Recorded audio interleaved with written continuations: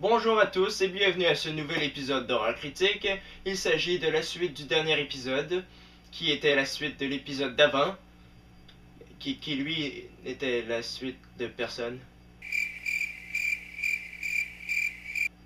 Bref, en guise de ce troisième épisode du marathon spécial Noël, j'ai décidé de critiquer un film français, qui met en vedette des acteurs américains.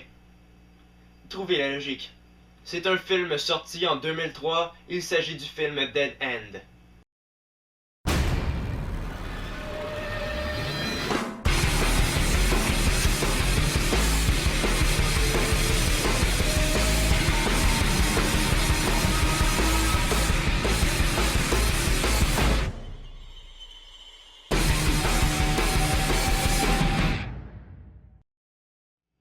Le soir de Noël, Frank et sa famille se rendent chez ses beaux-parents en voiture, comme ils le font chaque année.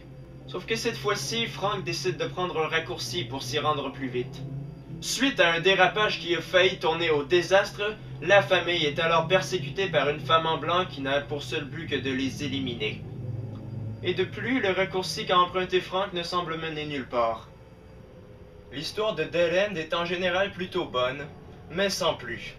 Les dialogues sont totalement risibles et en plus, la VF est dégueulasse. On ne peut pas le laisser comme ça. Richard, tire son corps sur le bas-côté. Tu me prends pour le larbin de service.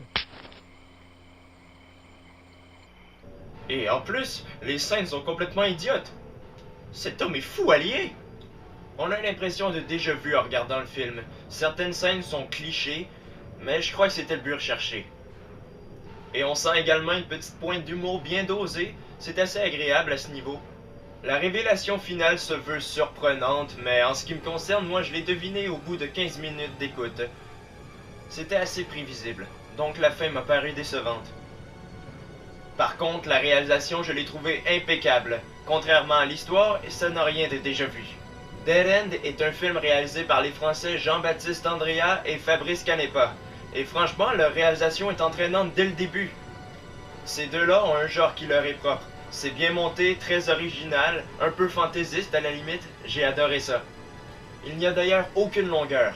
Puis le film est réaliste, malgré son histoire un peu surnaturelle. Bref, j'espère que vous serez aussi charmés que moi au niveau de la réalisation. Les acteurs du film sont pour la plupart très convaincants. Ray Wise interprète le rôle de Frank, et il l'est très bien. Lynn Shane, qu'on a pu voir dans les deux Insidious, tient le rôle de sa femme, Laura. Elle est bien bonne. Leur fille Marion est interprétée par l'actrice Alexandra Holden, qui, j'ai trouvé, surjoue un peu trop à mon goût. Je n'arrive pas à la prendre au sérieux. Quant aux effets spéciaux, ils sont super sanglants et super bien faits. Regardez ça.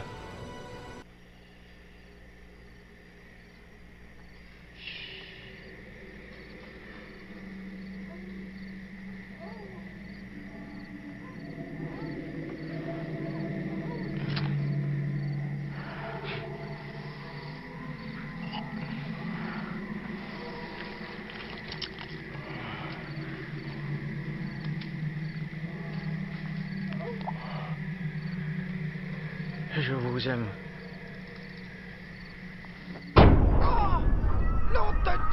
Dead End est un film qui, malgré son histoire peu originale, arrive tout de même à nous garder les yeux rivés sur notre écran. Oui, le scénario est doté de quelques petits clichés, mais la réalisation est si entraînante qu'on ne peut pas lâcher le film une seule seconde. La plupart des acteurs performent très bien, excepté peut-être Alexandra Holden qui surjoue. Les effets spéciaux sont très bien faits. J'accorde donc une note de 8 sur 10 à Dead End.